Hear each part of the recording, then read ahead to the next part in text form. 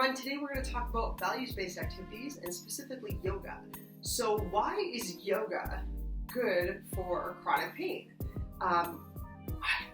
Back in, 2016, 17, seeing a naturopath, and she said, you should do Yin Yoga, it's so good for chronic pain.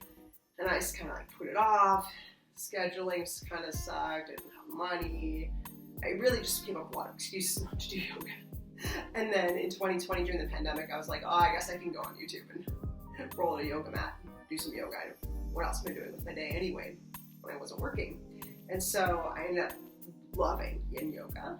And since then, I'm a counselor, but I've also been doing yoga teacher training. I'm almost done. And so I thought we could talk about why yoga helps with pain and the different types of yoga for pain.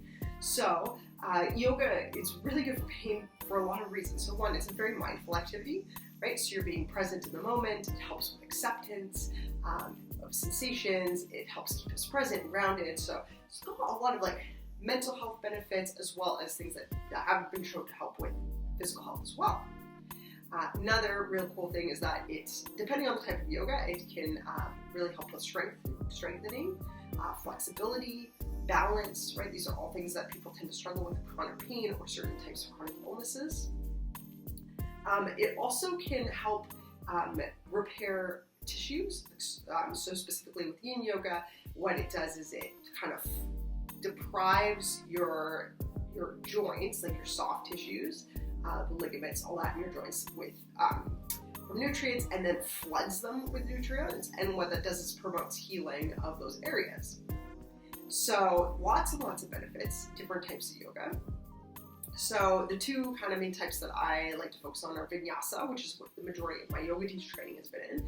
And so that's really for your balance, your flexibility, and your strength, right? So it's a flow. I prefer slow flows personally. You can definitely do power flows and all that, but I find for illness specifically, a slow flow tends to work a little better. The poses aren't held super long. You're kind of 3 to 7 breaths.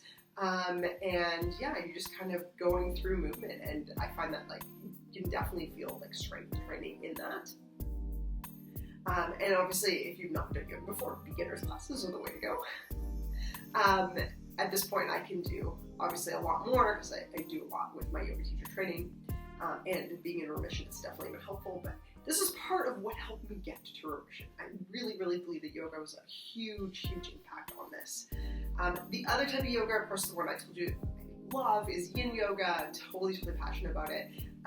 And this one is very slow, and you hold poses for 3 to 5 minutes. So it definitely helps with flexibility, and then really being present, mindful, and repairing those joints and those parts of your body that need some extra attention. Some people don't like Yin because it is holding poses for a really long time.